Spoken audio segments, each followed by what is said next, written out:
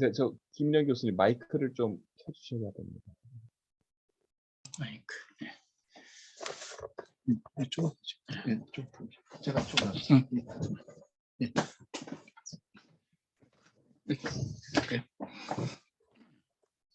안녕하십니까. 저는 정병석 변호사입니다. 제가 이런 그 자리인 줄 모르고 사실은 이 강의를 수락을 한 것 같습니다. 이 수락을 해놓고 보니까 이게 엄청난 일을 제가 저지른 것 같아 갖고 좀 송구하기 그지가 없습니다. 아마 이게 외국 분이 지금 강의를 하셔야 되는데 좀 보궐로 이렇게 한 거 아닌가, 저를 끼워넣어 주신 거 아닌가 이렇게 생각이 듭니다. 김인현 교수님, 그리고 정영상 회장님, 그리고 이성철 부장님, 아주 또 저를 너무 과찬의 그런 소개 말씀을 해주시고 하셔갖고 참 몸둘 바를 모르겠습니다. 사실은 제가 최희식 교수님하고 뵌 거는 굉장히 오래됩니다. 지금 연도도 잘 기억을 못 하겠는데요. 저도 이제 80년도에 변호사를 시작을 하고 80년대 한 중반쯤에 이제 영국에 유학을 생각을 하면서 우리나라에서 좀 먼저 다녀오신 분이 누가 계신가. 그러니까 보니까 이제 양력을 보니까 일본의 변호사분들 중에는 영국에 유학을 가신 분들이 많으셔갖고 나름대로 거기가 이게 길인가 보다 했는데, 또 한국에 최희식 교수님이 계셔갖고 제가 찾아뵙고 뭔가 많은 도움을 받고 지도를 받았던 그런 기억이 있습니다. 그런데 이제 최희식 교수님을 기린다기보다도 업적을 하는 이런 강의가 마련됐다는 것을 아주 또 축하드리고요. 또 여기 강의 제목에 맞는 그런 걸맞는 발표를 해야 될 텐데 상당히 좀 마음이 무겁습니다. 이 김인현 교수님이 저를 뭔가 좀 시험에 들게 하는 것 같습니다. 그런데 일단 하여튼 제가 맡게 됐으니까 제가 한 30-40년 동안 경험한 걸 기초로 해갖고 최선을 다해서 발표를 드리도록 하겠습니다. 처음에 제 제목을 드리기는 해상법과 국제사법 이렇게 드렸는데 실제로는 여기 화면에 보시다시피 제가 일단 한국해상법의 국제화, 그리고 부제로 해상법과 국제사법, 조금 이제 제목을 좀 바꿔봤습니다. 좀 해상법과 국제사법 하면 너무 좀 평이한 것 같고 뭔가 좀 메시지를 전달하는 게 없는 것 같아 갖고 그래서 제 최희식 교수님의 이 성함을 건 이런 강의에는 좀 맞지 않을 것 같아서 조금 더 다이나믹한 그런 주제로 제목을 정했습니다. 한국해상법의 국제화 이렇게 정했습니다. 제가 말씀드릴 내용은 일단은 제가 생각하는 한국해상법의 국제화라는 것이 어떤 내용을 갖고 있는지 하는 말씀을 먼저 드리고 그리고 다 아시다시피 이제 해상법이 이제 국제성을 가지고 있다는 것, 그렇기 때문에 이제 국제사법과의 관계가 상당히 밀접하다는 것은 다 알고 계실 겁니다. 그런 부분들을 좀 말씀을 드리고 그다음에 이제 사실은 국제사법도 중요하지만은 거기에 의해서 지정이 되는 외국법의 내용을 또 알아보는 것도 중요합니다. 그래서 비교해상법에 대한 얘기들을 간단히 말씀을 드리고 해상법을 통일을 위한 노력, 그리고 해상사건과 국제관할 해상사건의 중고법, 그리고 한국해상법의 국제화를 위한 그런 과제가 무엇인지 하는 내용으로 말씀을 드리도록 하겠습니다. 먼저 이 강의를 말씀드리기 전에 하여튼 저를 이렇게 초대해 주신 여러분들께 감사를 드리고요. 사실 제가 연도로는 참 오랫동안 이 해운에 관련된 업무를 했습니다만은 실무를 주로 하다 보니까 같은 일을 거의 반복을 한 부분도 많이 있고 그래서 사실은 그렇게 뚜렷하게 뭘 한 것도 없는데 이렇게 초대를 해주셔서 대단히 고맙습니다. 첫째로 이제 한국해상법의 이제 국제화다라고 하면은 제가 생각하는 것은 우선은 우리의 해상법 자체가 어떤 국제적인 규준, 인터내셔널 스탠다드에 맞는 해상법이 돼야 된다 하는 것이 이제 첫째가 아닐까 싶습니다. 다 아시다시피 우리 한국의 해상법, 상법의 해상편은 1962년도에 상법이 제정이 될 때 해상편 제5편으로 제정이 됐습니다. 그런데 그 내용들은 여러 가지 이제 그 당시에 이제 국제조약을 반영한 것이긴 하지만은 조약 내용을 충실히 반영했다기보다는 부분적으로 이렇게 하다 보니까 사실은 실무가들한테서 상당히 외면을 받았던 것도 사실입니다. 또 한편으로는 이 선화증권이라든가 또는 해상 관련된 계약에서 외국법을 준거법으로 하다 보니까 한국의 상법이 그렇게 많이 그 참조되는 예도 적어서 그런 면에서도 이제 한국 해상법이 그렇게 많이 연구되고 그러지를 못했었던 것 같습니다. 그러다가 이제 1991년도에 해상편을 이제 전반적으로 이제 그 개정을 하게 됩니다. 그렇게 하면서 상당히 이제 우리나라도 책임 제한 규정이라든가 또는 그 개품 운송에 관한 규정이라든가 이런 부분들이 이제 국제적인 기준에 어느 정도 이제 부합하는 내용을 갖게 되었고, 그래서 이제 한국 해상법도 그때로부터는 특히 이제 그 80년대, 90년대 오면서 한국 해상 해운 기업 자체가 상당히 이제 발전을 하면서 한국 해상법도 많은 이제 연구가 이루어지고 또 해상법에 관심을 가지신 분들도 많이 이제 늘어났던 것으로 생각이 듭니다.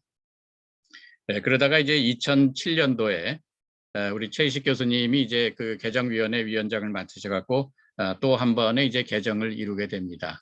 이때 이제 1991년도까지만 하더라도 한국해상법이 이제 선박 소유자를 중심으로 이루어진 것이었다면은 2007년도에는 이제 해상운송인이라는 그런 개념을 중심으로 해서 여러 가지 이제 계약의 내용이라든가 개품 운송 계약 또 정기용선 계약에 관한 내용들 이런 것들을 이제 그 포함을 하게 되는 그런 개정이 이루어지게 됩니다. 2007년도에 개정된 이래 지금 이제 벌써 한 14, 15년이 흘렀기 때문에 지금 현재의 어떤 그 컨테이너를 중심으로 하는 해상 운송을 규율하기에는 조금 뒤처진 면도 없지 않아 있습니다. 그래서 앞으로 한 몇 년 사이에 해상법의 어떤 실질적인 규정들에 대한 그런 그 작업이 이루어져야 하지 않나 생각이 듭니다. 특히 이제 그 중에서도 이제 선박 소유자의 책임 제한이라든가 개품 운송 계약과 관련해서의 이런 도투도 운송이라든가 또는 복합 운송에 관한 규정들 이런 부분들이 이제 주로 개정이 되어야 되지 않나 싶습니다. 이와 같이 우리가 해상법의 국제화를 한다고 할 때는 이제 그 국제 기준에 맞는 해상법을 갖는다 하는 것이 이제 첫째로 중요할 것 같고, 그 다음에 또 하나는 이제 해상이 여러 가지 이제 그 국제적인 관계 속에서 이루어지다 보니까 우리나라 법만 갖고 이루어지는 것은 아니기 때문에 인접 국가들과의 협업도 상당히 중요한 것이 아닌가 싶습니다. 그런 의미에서는 우리나라 사이에서 가장 밀접한 그런 거래 관계를 갖고 있는 일본이라든가 중국이라든가 또는 조금 더 그 넓힌다면 홍콩이라든가 싱가포르라든가 말레이시아나 인도나 이런 쪽하고의 그런 교류라든가 또는 그 해상법의 어떤 통일화 이런 것들도 필요하지 않나 싶습니다. 이러한 의미에서는 지금 최희식 교수님께서 이제 그 중심이 되셔갖고 마련하신 이제 그 이스트에시아 메리타임 로 포럼, 그러니까 한중일 간에 하는 것이 지금 아마 13, 14년 이렇게 된 것으로 알고 있는데 뭐 그런 것들도 상당히 중요한 작업으로 생각이 들고 그런 작업들을 통해서 이런 인접 국가들 간의 해상법을 그 통일화하는 그런 작업도 같이 이루어져야 되지 않나 싶습니다. 그리고 이제 더 나아가서 우리가 초기 단계에는 이제 우선 외국에서 배우지만은 그 배운 것을 마스터해서 이제는 앞으로 이끌어 나가야 되는 것이 아닌가. 그렇게 한다면은 이제 우리가 국제적인 기준을 선도하는 그런 해상법으로까지도 우리가 바라보고 좀 더 나가야 되지 않나 이런 생각이 듭니다. 그래서 이제 그 제가 말씀드리는 내용은 우선은 그런 어떤 국제적인 기준이 어떤지를 잘 알고 배워서 여기에 발맞춰 나감과 동시에 이것을 잘 소화해서 우리가 또 전체적인 국제 기준을 선도할 수 있는 이런 해상법으로까지 나가야 되지 않나 생각이 듭니다. 그래서 여기에서 말씀드리는 이제 해상법이라는 것은 우리가 단순히 그 상법의 해상편에 있는 그 해상편만을 말씀드리는 건 아니고 이런 해상의 그런 실제법을 넘어서 해상에 관련된 절차적인 법, 그러니까 뭐 한국법으로 따진다면 이제 민사소송이나 또는 민사집행법에도 이제 나오는 규정들도 있고 또 여러 가지 이제 절차에 관한 규정들이 있을 수 있을 것 같습니다. 그리고 또 하나는 이제 해사의 국제사법, 그 또 내용도 이제 중요합니다. 한국에서 재판이 이루어지든 또는 외국에서 재판이 이루어지든 그 나라의 법을 바로 적용하는 것은 아니고 그 준거법에 따라서 또 그 나라 기준으로 할 때 외국법이 적용이 될 수가 있습니다. 그렇다면 이제 이런 국제사법의 원칙, 준거법의 어떤 그 원칙을 제대로 정함으로써 거기에 가장 적합한 그런 법이 실제법이 적용될수록 하는 것도 이제 중요하지 않나 생각이 듭니다. 그리고 이제 마지막으로 더 중요한 그 최종적으로 중요한 것은 어떤 분쟁이 생겼을 때 이것을 가장 합리적으로 잘 해결할 수 있는 그런 제도, 시스템이 마련되어야 되지 않나. 그래서 여기에서 우리가 이제 한국 해상법을 국제화한다라고 할 때에는 해상의 그런 실체법, 절차법, 그리고 해사 국제사법, 해사 분쟁 해결 이런 모든 것을 아우르는 이런 시스템 전체가 국제 기준에 맞는 그런 그 제도가 돼야 되고 또 더 나아가서 국제 기준을 선도할 수 있는 해상법이 돼야 되지 않나 생각이 듭니다. 이러한 주제를 갖고 좀 제가 생각해 본 것을 말씀을 드리도록 하겠습니다. 해상법의 국제성을 갖고 있다라는 것은 뭐 누구도 다 그 아시는 내용으로 생각이 듭니다. 그래서 이제 미국 연방 대법원의 그 롤리젠이라고 이제 우리가 그 책임 제한과 관련해서 이제 그 문제된 사안에서 많이 이제 그 인용이 되는 그 대법원 판결인데 여기에서도 그 판결 내용 중에 보면은 그 virtue and utility of seaborne commerce, 그러니까 이 seaborne commerce의 가장 그 기본적인 그런 것은 frequent and important contact with more than one country, 한 나라 이상과 이런 컨택이 있다 하는 것에 있다라고 이렇게 판시를 하고 있습니다. 이 선박을 기준으로 하는 것이기 때문에 선박은 여러 나라를 돌아다닌다는 점도 있고 또 선박과 관련된 여러 가지 그런 용선 계약이 여러 당사자가 관여가 있고 또 실려 있는 화물의 그 소유자들도 여럿이기 때문에 이런 국제적인 속성은 그거는 피할 수 없는 것 같습니다. 그리고 여기 오늘 또 이 참석을 또 진행해주고 계신 우리 석경영 교수님께서도 이 해상법 분야는 국제사법적인 논점의 보고다라고 아주 여러 차례 강조를 하시고 그 저서에서도 그러고 명시하고 계신 것으로 알고 있습니다. 그래서 저도 사실은 이제 해상법 듣는 그 학생들한테 사실은 해상법 이전에 국제사법을 기본법으로서 먼저 그 공부를 하고 그리고 해상법 분야를 듣는 것이 우리가 제대로 된 해상법을 한국의 상법편의 해상뿐이 아니고 제대로 된 해상법을 듣는 데는 필요하다라는 것을 강조하고 있습니다만은 특별히 우리 석 회장님께서도 이제 국제사법 특히 해상편에도 관심을 갖고 많은 그 논문을 쓰고 계신 것으로 알고 있습니다. 그래서 이제 해상법이 이제 국제성을 갖고 있다라고 하다 보니까 여러 나라의 법이 다르다 보면은 여러 가지 이제 불편한 일이 일어나고 그래서 해상법을 통일하기 위한 그런 운동이 일어났죠. 그래서 이제 국제 조약이 이제 성립이 되게 되는데 그래서 해상편의 대체로 모든 그 사항들에 대해서는 국제 조약이 다 성립이 돼 있습니다. 다만 이제 그거를 가입한 나라가 많은 조약도 있고 그렇지 않은 조약도 있고 또 경우에 따라서는 조금 변형해서 이제 국내법으로 수용하는 경우가 있고 해서 아직 그 일치를 이루지를 못하고 있는 단계입니다. 근데 이제 1980년, 90년대까지만 하더라도 선박이 그렇게 사이즈가 크지를 않고 또 컨테이너의 운송이 그렇게 많지 않았던 시점에는 그래도 그 당사자들이 그렇게까지 많지는 않았습니다. 국제적이라고 하지만은 제한된 당사자 사이의 국제적인 것이기 때문에 그래 덜 복잡했었는데 이제 2000년대 20년 가까이 오고 이러면서는 이제 컨테이너도 이제 2만 TU 이상의 컨테이너가 생기고 하다 보니까 어떤 사고가 생겼을 때에는 그 다수 당사자 간의 어떤 복합적인 분쟁 양상을 띠게 됩니다. 그렇게 되다 보니까 이런 지금 제가 말씀드린 어떤 국제성이 더욱더 이제 부각되는 거 아닌가 생각이 듭니다. 하나 이제 사례를 말씀을 드리겠습니다. 사실은 이 그 스위번호하고 페노바호 사이의 충돌이 이제 1983년도에 일어났는데 사실 이 사건이 저를 해상법에 아주 그 흥미로운 저를 관심을 갖게 한 그런 첫 사건이었습니다. 선박 충돌은 알래스카의 앞 공해상에서 한국의 두 선사, 하나는 대한선주, 아마 여러분들 이 이름을 기억하시는 분이 계실지 모르겠지만은 그것이 나중에 이제 한진이 됐다가 지금 한진이 지금 파산이 된 이 대한선주 소속의 이제 수입원호와 범양전형선이라고 있었습니다. 저는 이제 펜오션이라고 지금 이제 있는 거죠. 거기 페노바호가 알래스카 앞 공해상에서 충돌을 해서 페노바호가 침몰을 하게 됩니다. 그래서 이제 수입원호 측에서 미국에 책임 제한 신청을 하는데 미국 법상의 책임 제한액은 이제 선가 플러스 마지막 항해의 운임으로 따지다 보니까 한 900만 달러 됐고 한국 법상으로는 그 당시에 1924년 조약을 채택을 하고 있었고 톤당 15,000원 정도였습니다. 그러다 보니까 한 25만 달러였습니다. 그래서 이제 미국에서 이제 절차가 이루어지는데 여기서는 이제 주리스딕션, 미국에서의 법정지가 어떠냐를 따지는 것은 다툼이 없었던 것 같고 다만 미국에서 절차가 이루어질 경우에 한국법을 적용할 것이냐, 한국의 책임 제한법을 적용할 것이냐, 아니면 미국의 책임 제한법을 적용할 것이냐 하는 것이 이제 문제가 됐습니다.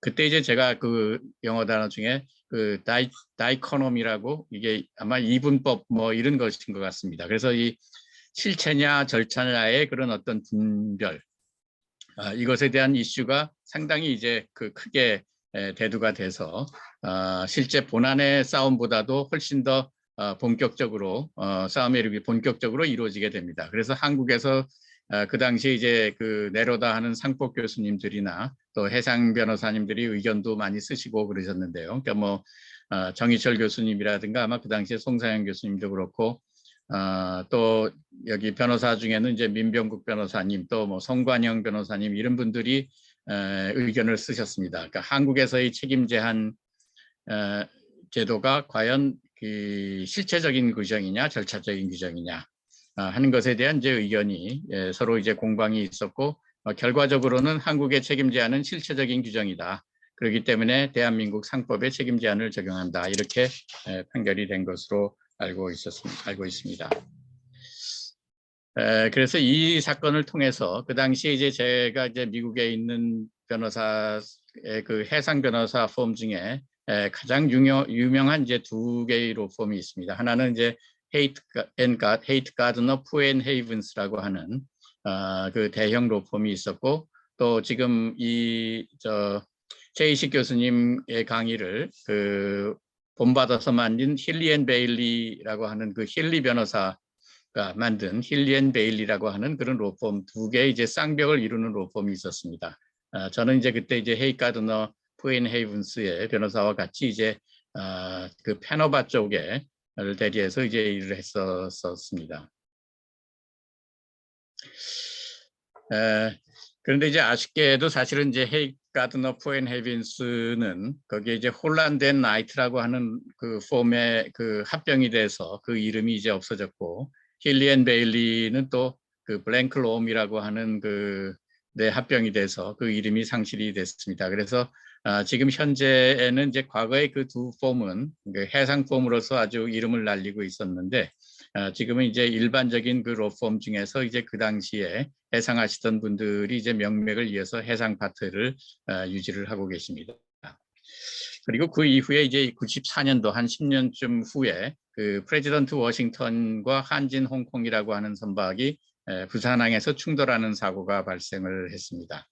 네, 이때는 이제 아까 제가 잠깐 말씀드린 바와 같이 1991년도에 우리가 이제 상법을 개정을 하면서 책임 제한과 관련해서도 1976년도 그 조약의 내용을 수용을 하게 됩니다. 조약 자체를 비준을 하지는 않았지만은 조약을 내용을 수용을 해서 책임 제한 금액 자체도 어느 정도는 이제 국제적인 기준에 부합하는 그런 내용이 돼 있던 그런 상태입니다. 그러니까 이제 APL 그 이제 프레지던트 워싱턴 호는 아메리칸 프레지던트 라인이라고 그 APL 그 당시에 이제 미국에 선사했는데 여기도 지금 인수가 돼갖고 아마 지금은 CMA CGM의 그 한 자회사로 되어 있는 것으로 알고 있는데요. 여기에서 일단 미국의 남부지방법원, 뉴욕 남부지방법원에 책임 제한 절차를 신청을 합니다. 이제 그 이유는 이제 미국 법상의 그 한진 홍콩의 책임 제한액은 선가를 갖고 기준으로 하면은 이것이 한 그 2,800만 달러 정도 되게 되는데 지금 뭐 저기 나타났나요? 카톡이 나타났죠. 예. 2,800만 달러 되는 반면에 한국법이 적용이 되면은 한 800만 달러 정도 1976년 조약에 의하면 그렇게 됩니다.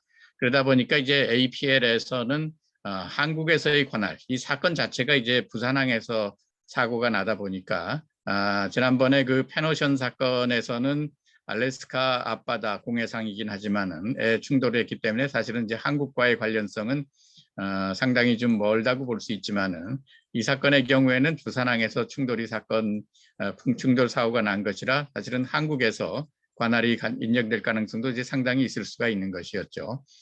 그렇지만 이제 한국에서 만약에 관할이 인정이 되고 책임 제한이 되게 되면 APL은 800만 달러에 의해서 자기 선박의 침몰이라든가 또는 그 선박에 실려 있던 화물들, 둘 다 이제 컨테이너 선박이기 때문에 상당한 그 화물들이 이제 그 실려 있었는데 손해배상을 받을 수밖에 없는 입장이 되다 보니까 미국에 이제 책임 제한 절차를 신청을 했습니다.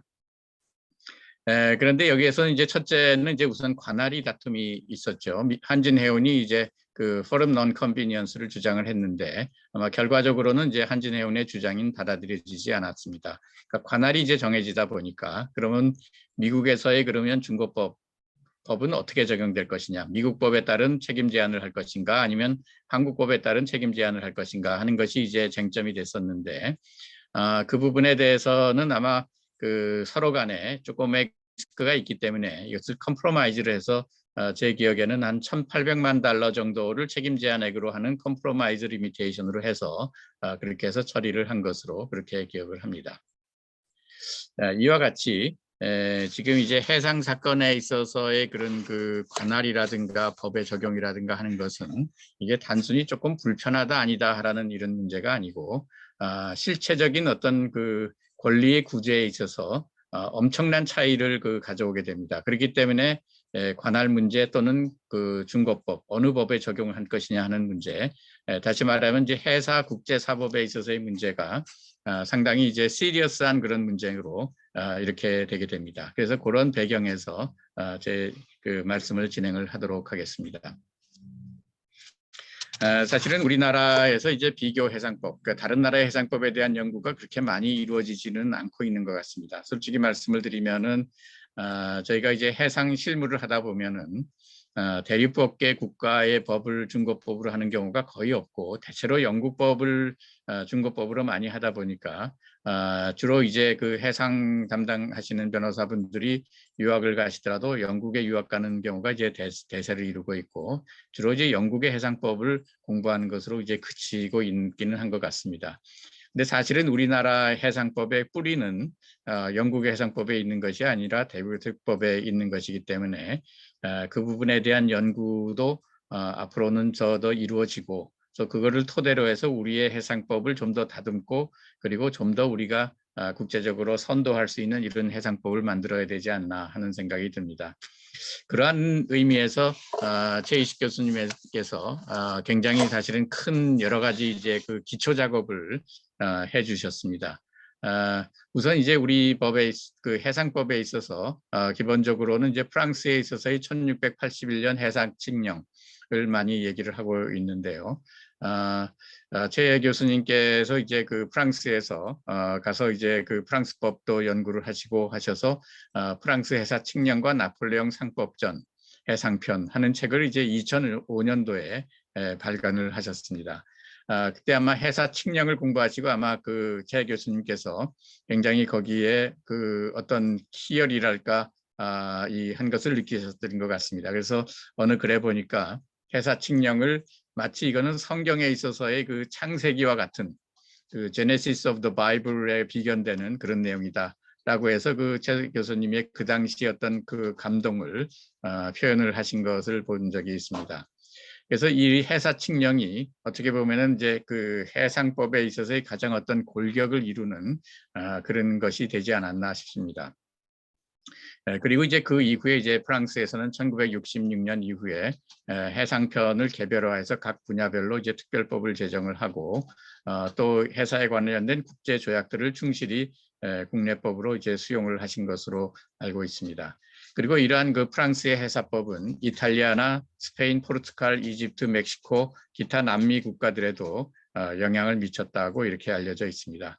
그래서 그 최 교수님께서는 이제 프랑스 법에 그치지 않으시고 2008년도에는 스페인 해상법 1737년부터 2006년까지 그리고 2014년에는 이탈리아 해상법 2014년에 이제 이탈리아 해상법까지 그 책을 내신 바가 있습니다. 그나마 후학들이 이런 그 프랑스와 그 프랑스 법계의 그런 그 해상법을 연구하는데 이제 기초 작업이 되지 않을까 생각이 듭니다. 그다음에 또 이제 대륙법계에서 이제 쌍벽을 이루는 것이 이제 독일입니다. 독일은 이제 1861년도 독일 보통 그 상법을 제정해서 여기에 해상편도 포함이 돼 있었고요. 그리고 1897년도에 독일 신상법이 만들어졌습니다. 그리고 해사에 관한 국제조약들도 충실히 국내법으로 이제 수용을 하고 있고 그 밖에 특별법도 제정을 하고 있습니다. 그리고 이러한 독일의 그 해상법은 덴마크나 노르웨이, 스웨덴, 핀란드 그리고 일본과 한국 등에도 이제 영향을 미친 것으로 되어 있습니다. 최 교수님께서는 이제 또 독일에도 독일 그 해상법도 연구를 하셔서 2016년에 독일 해상법에 대한 책을 또 발간하신 바 있습니다. 그래서 이러한 것 기초로 우리가 후학들이 좀 더 앞으로 더 나아갈 수 있는 그런 그 연구를 해야 되지 않을까 싶습니다. 그다음에 이제 영국은 이제 다 아시다시피 판례법을 중심으로 해서 발전했고 중세 시대의 올레온 해법이라든가 비스비 해법이나 로마 및 해사 관습 등을 참조를 했고요. 그러다가 이제 1854년도에 Merchant Shipping Act를 제정을 하게 됩니다. 여기에는 이제 주로 공법적인 규정을 많이 포함하고 있고 영국 성문 해법의 기초가 되어 있다고 하고 있습니다. 그리고 이제 국제 조약을 헤이그 비즈비 룰이라든가 LMC 책임 제한 조약 등이라든가 이런 것들을 이제 수용을 하고 있고요. 그다음에 이제 미국은 당초 영국 해상법을 개수했지만은 독립 이후에는 독자적인 해법을 형성을 하고 있고 판례 국가임에도 해상 분야에서는 여러 개의 성문법을 제정을 하고 있습니다. 그리고 이제 특히 영국이나 미국 같은 경우에는 실제로 이제 해상에 있어서의 많은 그 판정이라든가 판결들이 영국이나 미국 법원에서 이루어지다 보니까 특히 이제 영국 법원의 판결들이 그 해상 실무를 하는 데 있어서는 상당히 중요한 그런 법원으로서 참조 자료로서 그 기능을 하고 있습니다. 그다음에 이제 일본은 1890년도에 독일 해상법을 중심으로 그리고 프랑스 상법전을 참조해서 구상법을 제정을 했었습니다. 그러다가 이제 그 9년 후에 신상법을 제정을 하고 해상편이 이제 5편에 있었고요. 1938년도에 상법을 개정하면서 해상편이 이제 4편으로 됐고 그리고 거기에 추가해서 1957년에 헤이그 룰을 국내법화하는 국제해상물품운송법 그리고 이제 92년도에 헤이그 비즈비 룰을 국내법화하는 이제 그 국제해상물품법의 개정을 이루게 됩니다. 그리고 이제 2019년도에 상법을 이제 개정을 하게 되는데 제2편에 이제 상행위를 규정하고 있고 그 제9장에 운송 해상 운송에도 적용되는 그 운송에 관련된 그 일반 규칙, 일반 규정들을 두고 있습니다. 그래서 우리 상법 같은 경우에는 그 상법 총칙 상행위 편의 규정들 운송에 관한 규정이 있고 해상편에서 준용을 하도록 되어 있는데 지금 이 2019년 개정된 일본법에서는 상행위의 2편 9장에서 운송에 관련된 일반법 바로 적용이 되게 하는 규정을 두고 있고 그리고 제3편에서 해상을 규정을 하고 있습니다. 그리고 중국은 1992년도에 해상법을 제정을 했습니다. 278개에 이르는 아주 방대한 규정을 두고 있고 1976년도 책임 제한 조약에 따라서 책임 제한액을 규정을 하고 있고 헤이그 비즈비 룰을 토대로 하지만은 함버크 룰을 일부 수용을 하고 복합 운송이라든가 해상보험 또 국제 조약 및 중거법 규정까지 포함하는 그런 이제 통괄적인 그런 해상법이었습니다. 그리고 지금 현재 개정 작업이 진행 중인 것으로 알고 있습니다. 이와 같이 이제 우리가 좀 비교적인 그 비교 해상법, 다른 나라의 해상법에 대한 그런 그 공부도 아울러서 해야 될 것 같습니다. 그리고 또 한편으로는 해상법을 이제 통일하기 위한 이 해상은 아까 말씀드린 바와 같이 어떤 국제적인 그런 요소를 떠나서는 들 수가 없습니다. 그렇기 때문에 항상 국제적인 그런 요소, 중거법의 문제 이것들이 적용이 되기 때문에 가장 바람직하기로는 이러한 그 해상법에 관련된 규정들이 모두 이제 통일이 되는 것인데 이런 노력들은 앞으로도 계속이 돼야 될 것 같습니다. 그런데 이제 이 과거에 초창기에는 어떤 지역을 중심으로 한자동맹이라든가 또는 지중해를 중심으로 한다든가 해상법이 이제 통일된 해상법을 갖고 있었습니다. 그런데 17세기 후반 들어 중앙집권 국가가 성립되면서 각국이 해상법전을 편찬을 하기 시작하면서 오히려 해상법의 이제 통일성이 상실이 되게 됐습니다. 그런데 이제 19세기 후반에 국제 무역이 활성화되면서 해상법을 통일할 필요성이 이제 대두가 되게 된 것이죠. 그리고 이제 통일의 방법은 다 아시다시피 국제 조약을 하는 방법이거나 또는 모델로를 통해서 법을 통일을 하는 것이 될 것 같습니다. 예컨대 이제 모델로라고 하면은 우리가 이제 중재 규칙, 아비트레이션 로에 대한 모델로가 있고 또 크로스 보더 인설번시에 관련된 그런 모델로들이 있죠. 이런 것들을 이제 그걸 통해서 이제 국제 각국이 국내법을 적용하는 방법이 있을 거고요. 아니면 뭐 국제 조약은 이제 책임 제한 조약이라든가 뭐 여러 가지 이제 해상의 각 분야에 대해서 충돌에 관한 조약이라든가 다 이루어지고 있습니다. 지금 현재 로테르담 룰이 헤이그 비즈비 규칙을 대체하는 것으로서 이제 마련은 돼 있었는데 2008년도에 14년이 지나도록 아직 효력을 발생하지 못하고 있는 상태입니다. 그리고 지금 또 하나는 Judicial Sale of Ships라고 해서 어레스트 컨벤션은 다 아실 겁니다. 1999년도에 이제 어레스트 컨벤션이 개정이 돼서 선박의 가압류 또는 압류에 관한 조약이 되어 있는데 선박이 이제 경매됐을 경우에 어떻게 될 것인가 하는 부분에 대한 통일적인 규정도 사실은 굉장히 절실하게 필요한 내용인데 그 부분에 대한 조약이 지금 논의가 되고 있습니다. 대개 이제 조약을 만드는 방법은 이제 대체로는 CMI라고 하는 만국 회사 협회에서 거기에 일종의 좀 싱크탱크 역할을 해서 조약 안을 만들고 다만 이제 CMI는 그것을 법제화시킬 수 있는 그런 힘을 갖고 있지 못하기 때문에 UN 기구의 협조를 받아서 그것을 이제 조약화하는 그런 형식을 취하게 됩니다. 그래서 IMO라든가 운시트랄이라든가 이런 데를 통해서 그 조약을 이루게 됩니다. 그다음에 이제 해상 사건과 이제 좀 더 국제사법과 관련된 부분을 조금 말씀을 드리도록 하겠습니다. 2021년 12월 8일에 국제사법 전부 개정 법률안이 국회를 통과를 했습니다. 여기에는 이제 국제사법학회도 많은 노력을 했고 지금 여기 석광현 교수님 들어오셨다면 석광현 교수님께서 이제 주축인 노력을 하셔갖고 국제사법 전부 개정안 국제재판 관할 규정이 포함된 규정이 이제 국회를 드디어 통과를 했습니다. 그래서 해상편은 제10장에 있고 그 규정은 이제 제1절에 국제재판 관할 그리고 제2절에 준거법을 하는 식으로 이렇게 되어 있습니다. 그리고 이제 공포 후에 6개월 후에 시행이 되도록 되어 있어서 아직 공포가 되질 않았기 때문에 아마 금년 한 7월쯤 내년 7월쯤이나 공포가 될 것으로 생각이 듭니다. 자세한 내용은 이것이 국회를 통과하면서 조금 변경이 되기는 했습니다만은 해법 학회지에 있는 석광현 교수님의 글을 보시면은 상세한 내용에 들어 있습니다. 해상 사건에 관한 국제 관할 규정은 우선 이제 일반 원칙으로 국제재판 관할의 제2조가 규정이 되어 있습니다. 이거는 이제 종전의 규정하고 크게 바뀌지는 않았고 당사자 또는 분쟁이 된 사안이 대한민국과 실질적인 관련이 있는 경우에 재판 관할권을 가집니다 하는 것을 이제 원칙을 천명을 하고 그리고 이제 이 법이나 그 밖에 대한민국 법령 또는 조약의 국제재판에 관할 규정이 없는 경우에는 법원은 국내법의 관할 규정을 참작해서 국제재판 관할의 유무를 판단하되 제1항의 취지, 다시 말하면 이제 앞에 밑줄근 당사자 간의 공평 재판의 적정, 신속 및 경제를 꾀한다는 국제재판 관할의 배분 이념에 따라서 하라 하는 것이 이제 제2조의 규정을 하고 있고요.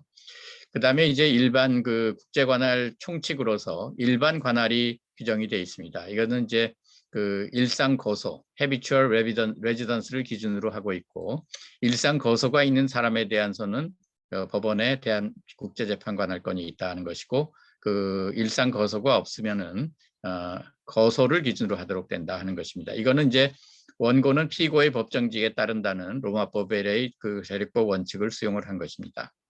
그리고 사무소 소재지의 경우에는 그 영업소나 사무소와 관련된 업무는 한국에 있으면은 한국 법원에 할 수 있고, 또 영업 활동과 관련된 것은 대한민국을 향하여 계속적이고 조직적인 사업 또는 영업 활동을 한 경우에 대한민국 법원에 할 수가 있는데, 이거는 이제 주로 인터넷 거래라든가 이런 경우를 이제 염두에 둔 것이 제 2항이 되겠습니다. 해운의 경우에도 이제 브로커라든가 이런 경우에 한국을 향해서, 물론 이제 한국 자체의 어떤 영업소나 사무소는 없지만은 한국을 향해서 영업 활동을 한다든지 또는 한국에서 지속적으로 방문을 해서 하는 경우에는 제2항에 따른 그런 관할이 생길 근거가 될 수 있을 것 같습니다. 그리고 이제 재산 소재지의 관할, 그리고 이제 관련 사건의 관할, 이제 관련이 있는 여러 사건이 있는 경우에 그 관련된 다른 사건에 대해서도 관할을 갖는다는 거, 또 피고 중에 일부에 대해서 관할이 있는 경우에는 또 특정한 일정한 제한적인 경우긴 하지만은 다른 피고에 대해서도 관할을 가질 수 있다 하는 것입니다. 그런 경우에서 이제 밀접한 관련이 있어야 되고 모순된 판결을 회피하는 경우에 한정된다 하는 것입니다. 그래서 예를 들자면은 예컨대 충돌 사건의 경우에 하나의 화주가 자기 양선박을 상대로 소를 제기했을 경우에 한 선주에 대해서는 관할이 있지만은 다른 선주에 대해서는 관할의 근거가 명확하지 않을 경우, 만약 다른 선주도 공동 피고를 했을 경우에는 이 관련 사건의 관할 규정에 따라서 관할이 인정될 수 있는 근거가 될 수 있지 않을까 싶습니다. 그 다음에 이제 반소 관할이 있고요. 그 다음에 이제 합의 관할이 있습니다. 종전에 이제 국제사법에 이 제2조만 있었을 때에는 국제사법 제1항에 합리적 관련성이 있다라는 것에 근거해서 한국 법원이 이런 관련성이 없는 그런 관할 합의를 했을 경우에는 그 관할 합의의 효력을 인정하지 않아 왔었습니다. 그런데 이 합의 관할 규정에 의해서 일단은 그 합의 관할이 있으면은 관할이 인정이 될 수가 있을 것입니다. 그다음에 이제 합의 관할과 별개로 이제 변론 관할이 있습니다. 소제기를 했는데 관할 위반 주장을 하지 않고 본안에 대해서 변론을 하게 되면은 합의 관할이 생길 수가 있습니다. 그리고 이제 여기 국제재판 관할과 관련해서 해상과 관련해서 특이할 점을 두 가지 말씀드리면, 이제 국제적인 소송 경합이 있을 때 관한 규정이 없었는데 어떻게 될 것인가 하는 것이 하나가 있고요. 또 하나는 이제 특히 우리 관심을 끄는 거는 국제재판 관할의 불행사, forum non-convenience를 우리가 잘 알고 있는 그런 규정이 그 국제사법 규정에 포함이 되게 되어 있습니다. 그래서 이제 이 법에 따라서 법원이 국제재판이 관할이 있는 경우에도 국제재판관을 행사하기에 부적절하고 재판 관할이 있는 외국 법원이 분쟁 해결하기에 더 적절하다는 예외적 사정이 명백히 존재할 때에는 그 최초 변론 기일 또는 준비 기일까지 소송 절차를 중지할 수 있게 이렇게 되어 있습니다. 그 다음에 이제 해사 소송에 관한 특별 관할이 선박 소유자의 책임 제한이나 가압류, 공동훼손, 선박 충돌, 해난 구조에 관해서 각각 마련이 되어 있습니다. 제가 시간이 조금 다 돼가는 것 같아서 조금 빨리 발표를 드리도록 하겠습니다. 그 다음에 이제 해상 사건과 이제 중고법에 관련해서 다 아시다시피 이제 그 현행 국제사법에도 해상편의 중고법 규정이 있었습니다. 그래서 선박의 물권에 관련된 규정은 선적국법에 따르도록 돼 있고, 그밖에 공동훼손이라든가 선박 충돌 또는 해난 구조에 관련된 그런 중고법 규정이 있었습니다. 그런데 이 규정만 갖고는 이제 전반적인 사정, 해사에 관련된 그 중고법을 규율하기에는 좀 척업이 부족하지 않나 하는 생각이 있고, 또 하나는 또 물권의 중고법으로서 규정을 하고 있는 또는 선박 소유자의 책임 제한 규정의 중고법으로 규정하고 있는 그런 그 선적국법이 과연 타당한가 하는 그런 그 논의가 있습니다. 그래서 해상과 관련돼서는 지금 이제 그 국제사법에서 이제 국제재판관할 부분이 이제 이번에 들어오면서 개정이 됐는데, 중고법에 관한 규정은 이제 2001년도에 개정이 되고 아직까지 이제 20년이 흘렀습니다. 그래서 그 부분에 대한 그 보완이 필요할 것 같고 개정이 필요할 것으로 생각이 듭니다. 그래서 이러한 개정이 이루어질 때 어떤 부분이 돼야 될 것인가 하는 부분을 몇 가지 말씀을 드리겠습니다.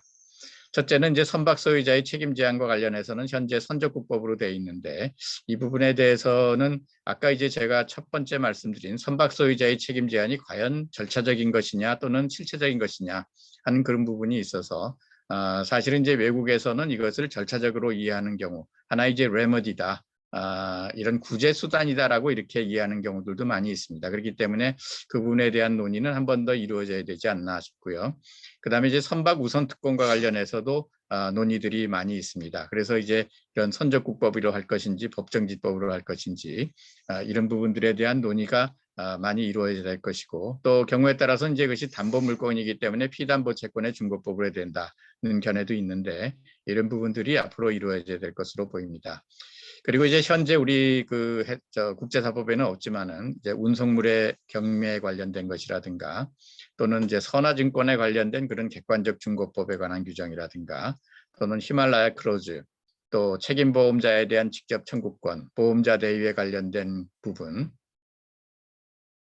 법인격 구인과 관련된 부분에 대한 중고법도 같이 규정돼야 되지 않을까 싶습니다. 그다음에 이제 마지막으로 우리가 좀 해상의 국제화를 한다고 할 때 그런 우리가 어떤 과제가 무엇인가 하는 것들을 살펴보고 마무리를 하도록 하겠습니다.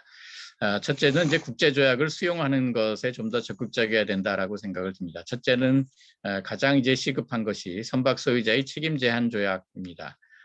지금 우리가 이제 한중일 3국 중에는 일본만이 이제 선박 소유자의 책임 제한 조약에 가입을 하고 있고, 중국과 한국은 조약 내용을 국내법으로 하는 하고 있기 때문에 책임 제한 문제가 생겼을 때 하나의 주리스딕션에서 해결되는 게 아니고 한국, 중국 또는 한국, 중국, 일본 이렇게 여러 개의 주리스딕션에서 절차가 이루어지게 됩니다. 그렇기 때문에 오히려 이 책임 제한의 그런 의도를 충분히 달성하지 못하는 경우들이 있기 때문에 이 조약을 수용하는 것이 필요하지 않겠나 싶고요.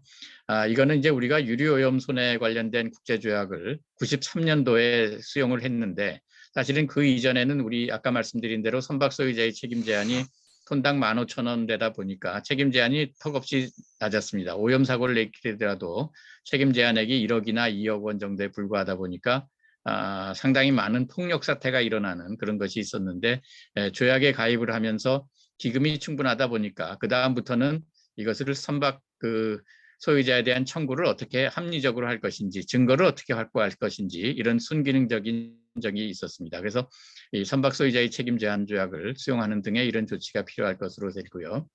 그 다음에 이제 해사 관련 법제도 이 아까 말씀드린 해상법을 개정하는 내용도 필요하고, 또 특히 이제 선박의 압류나 가압류 제도를 좀 정비할 필요가 있습니다. 지금 해법학회에서도 이제 선박의 집행에 대한 논의를 이제 과거에 했었는데, 이것이 법제화까지는 가지를 못했는데 이 부분도 좀 정비를 해야 될 것 같고요. 그 다음에 선박 책임 제한 절차도 지금 현재는 이제 책임 제한 액수를 넘는, 손해 액수를 넘는 것에 6개월 이내에 책임 제한 절차를 하는 것, 이런 것들도 좀 시급히 개선을 해야 되는 것으로 생각합니다. 그리고 이제 마지막으로 이제 이런 인접 국가들과의 어떤 콜라보레이션도 필요하고, 그 다음에 해사 전문 법원이라든가 해사 중재 제도를 확립해서 이런 분쟁이 좀 더 합리적으로 해결될 수 있는 이런 방법이 마련돼야 되지 않을까 싶습니다. 그래서 제가 한국 해상법을 국제화하는 과제로서 이런 몇 가지 화두를 던지고 저희 발표를 마치도록 하겠습니다. 네, 경청해 주셔서 고맙습니다.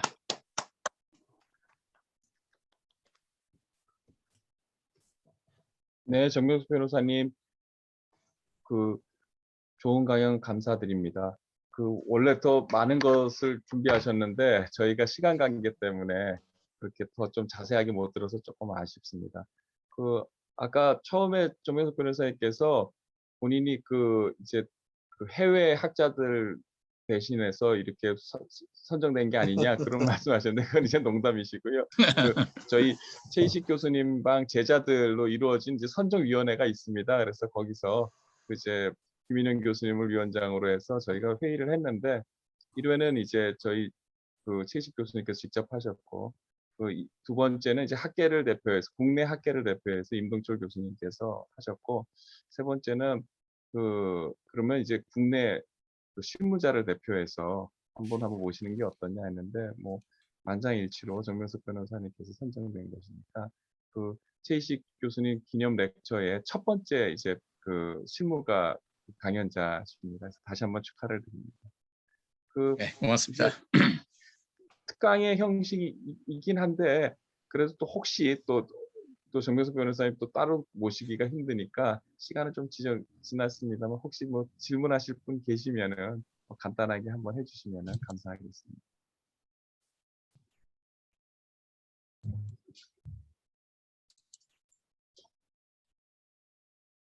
네, 그 시간이 너무 지체가 돼가지고 다들 배가 많이 고프실 것 같습니다.